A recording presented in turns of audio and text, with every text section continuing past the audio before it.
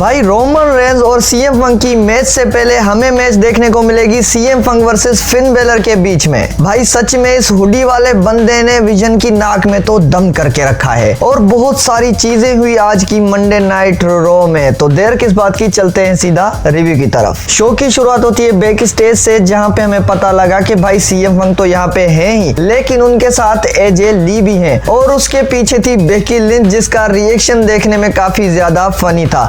उसके बाद Becky Lynch सीधा आ जाती है रिंग में। बेकी लिंच अगर सीधा बोलती है कि भाई आज क्या हो गया, आज किसका चेहरा मैंने देख लिया। उसके बाद वहां पे आ जाती है एजे ली, तू यहाँ पे मेरे शो पे क्या कर रही है? मैं तो अपनी फ्रेंड जिसका मैच है मैक्सिन, उसको सपोर्ट करने आई हूँ। हाँ, तू ये ज्यादा जो क्यूट बनने की कोशिश कर रही है, क्यूट दिखता नहीं है। और तुमने मेरी जिंदगी जो झंड बनाई हुई है ना, मुझे पता है। मैंने तुम्हारी जिंदगी झंड बनाई कैसे? हाँ, तुम्हें रेसल पालूजा में हरा के, हाँ वार गेम में भी हरा के, और हाँ तुम्हें जो टाइटल भी कोस्ट करवाया था उसके लिए। देखो एलिमिनेशन चेंबर तुम्हारे घर से होने वाला है और तुम क्यों चाहती हो कि जिस तरह तुमने मेरी जिंदगी हेल बनाई वैसे मैं तुम्हारी हेल बनाऊं? तुम चाहती हो हमारा 1-on-1 मैच हो? मतलब बहुत टाइम से मैंने 1-on-1 मैच नहीं लड़ा और तुम एक ग्रेट रेसलर हो। अगर मैंने तुम्हें हराया तो मैं क्या कहलाऊंगी, लकी या नंबर 1 कंटेंडर? फिर उसके बाद बेकी लिंच बात ना मानकर भी मान गई। एजे ली का चैलेंज एक्सेप्ट कर लेती है। अब इनका मैच कैसे होगा, कब होगा, टाइटल के लिए होगा, टाइटल के लिए नहीं होगा, वो हमें पता चलेगा बाद में।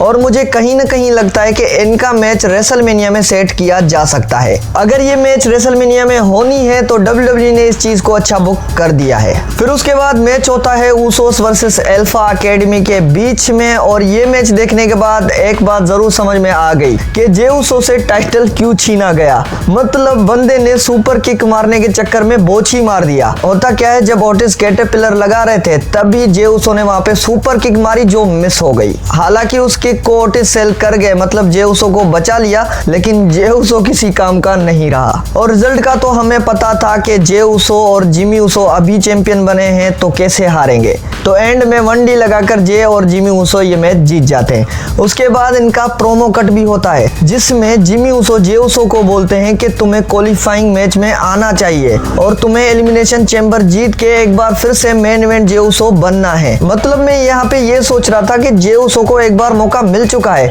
अब अगर जिमी को ये बोलना था तो खुद के लिए बोलता, ना कि जे उसो के लिए।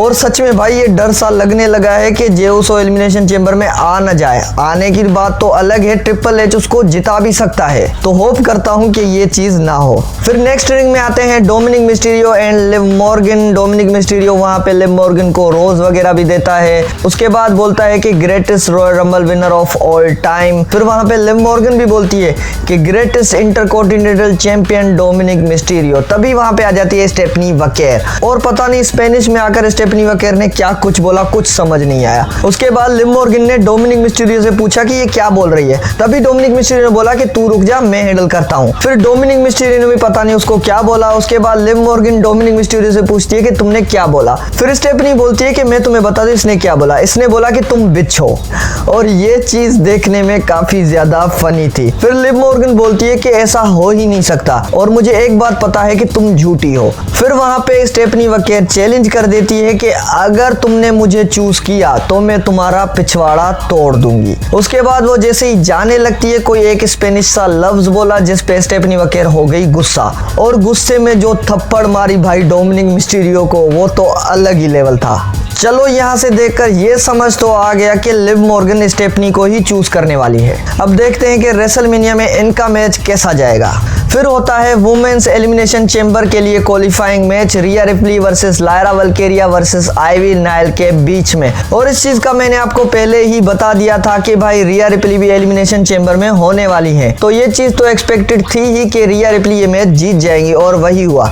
रिपटाइड लगाकर रिया रिप्ली ये मैच जीत जाती है और रिया रिप्ली ने सक्सेसफुली ज्वाइन कर लिया टिफनी स्ट्रेटन को। अबे वो उसको देखो। हाँ भाई मुझे पता है कि तू टाइटल हारने के बाद बहुत ज्यादा अपसेट है, लेकिन टेंशन नहीं ले, जब जेडी वापस आ जाएगा तब अपने टेक टीम टाइटल वापस ले लेना। नहीं भाई, मुझे टेक टीम टाइटल नहीं चाहिए, मुझे वर्ल्ड हेवीवेट चैंपियन बनना है और ये मैंने सोच लिया है। उसके बाद फिन बेलर आ जाते हैं रिंग साइड पे। फिन बेलर वहां पे आकर बोलते हैं कि 2 हफ्ते पहले मैंने सीएम पंक को इसी रिंग में मारा था और इस वक्त सीएम पंक हर्ट है क्योंकि मैंने हर्ट किया उसको, लेकिन मैं ये नहीं चाहता कि ये फायदा रोमन रेंज उठा ले क्योंकि बहुत टाइम पहले रोमन रेंज मुझसे फायदा उठा चुका है। अब यहाँ पे फिन बेलर बात कर रहे थे जब फिन बेलर और रोमन रेंज की मैच हुई थी अनडिस्प्यूटेड टाइटल के लिए, याद है आपको, जहाँ पे फिन बेलर की रोप कट हो गई थी, उसी वजह से फिन बेलर मैच हार गए थे।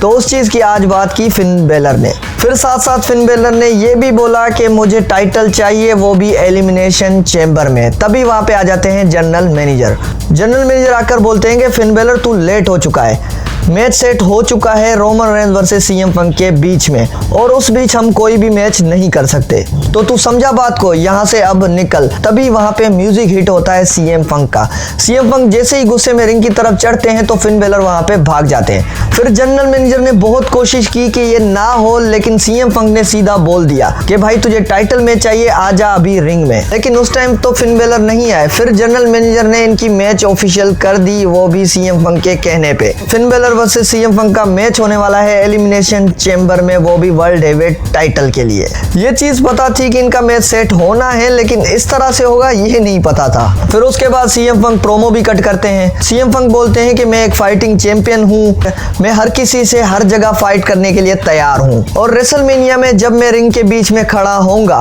तो अनाउंसर बोलेगा and still world heavyweight champion CM Punk. Promo भी सुन लिया, मैच भी हो गई। अब देखते हैं कि एलिमिनेशन चेंबर में मैच कैसा जाएगा। फिर बैक स्टेज में हमें पूरी विजन दिखी एडम पियर्स के साथ, जहां पे पॉल हेमन एडम पियर्स को ब्लेम करते हुए दिखे कि जिस तरह से ब्रॉन ब्रेकर इंजर्ड हुआ है वो सारा ब्लेम कर रहे थे एडम पियर्स के ऊपर। फिर एडम पियर्स ने सीधा बोल दिया कि जाओ अपनी मैच की तैयारी करो। ऑस्टिन थ्योरी की पेंटा और एले नाइट के साथ मैच होने वाली है क्वालिफाइंग मैच, और मुझ पे एक फेवर करना कि वहां पे तुम में से कोई भी नहीं दिखना चाहिए। फिर पॉल हेमन उसको बोलते हैं कि ये धमकी थी या प्यार से बोल रहा है। फिर वहां पे जनरल मैनेजर इस चीज को हैंडल कर लेते हैं। उसके बाद लोगन पॉल जनरल मैनेजर को बोलता है कि अगर हम वहां पे दिख गए तो, मतलब जनरल मैनेजर को टोटली चिढ़ाने की कोशिश करता है, लेकिन वहां पे ब्रॉनसन रीड आकर उसको रोक लेता है। आपको एक और भी बात बता दूं कि ब्रॉन ब्रेकर इंजर्ड हो चुके हैं ट्रेनिंग के दौरान, जिस चीज को WWE ने आज अनाउंस कर दिया। फिर उसके बाद सिंगल्स मैच होता है निटेलिया वर्सेस मैक्सिन के बीच में। निटेलिया नहीं बोलूंगा, मैं बोलूंगा नेटी, क्योंकि निटेलिया से ये कैरेक्टर बहुत ज्यादा अलग है भाई, और इस मैच में इस कैरेक्टर का पता लग गया। मैच शुरू हुई ही नहीं और मैच खत्म भी हो गई। मतलब निटेलिया मैक्सिन को मारने के लिए इतनी डेस्परेट है कि मैच ही डिस्क्वालीफाई करवा दी। फिर जो अनाउंस टेबल पे शार्प शूटर लगाया वो कतई खतरनाक। फिर वहां पे एजेली आ जाती है जो मैक्सिन को बचा लेती है। एजेली जैसे ही जाने लगती है तो वहां पे आ जाती है बेकी लिंच, और बेकी लिंच अटैक कर देती है एजेली के ऊपर। ये अटैक देखकर एक चीज तो समझ आ गई कि एजेली अब बेकी लिंच को नहीं छोड़ने वाली। फिर एक इंटरेस्टिंग मैच होता है जवान एविंस और अमेरिकानो वर्सेस रायो एंड ब्रावो के बीच में, और ये मैच भाई ऑसम। मुझे सबसे ज्यादा इस मैच में वो मोमेंट ऑसम लगा जब मिड एयर में भाई जवान एविंस ने ओजी कटर लगाया। मतलब इस मूव के लिए हर चीज परफेक्ट होनी चाहिए भाई, तभी जाकर ऐसा मूव हिट होता है, और जवान एविंस इस चीज में कैपेबल है ही। और रिजल्ट का तो हमें पता ही था, जवान एविंस और अमेरिकानो ये मैच जीत जाते हैं। उसके बाद फेक अमेरिकानो अटैक कर देता है दोनों पर, और ओरिजिनल अमेरिकानो का मास्क उतारने की कोशिश करता है, लेकिन वही चीज फेक अमेरिकानो पे उल्टी पड़ गई। जब ओरिजिनल अमेरिकानो ने उसका मास्क उतारने की कोशिश की तो उसको उसकी टीम बचा लेती है। अब ये चीज देखकर ये समझ आ गया कि इनकी एक मैच होनी चाहिए, मास्क वर्सेस मास्क, मतलब जो हारेगा वो उसका मास्क उतारेगा। ये मैच बिल्कुल बढ़िया रहेगी, और ये मैच रेसलमेनिया में भी हो सकती है।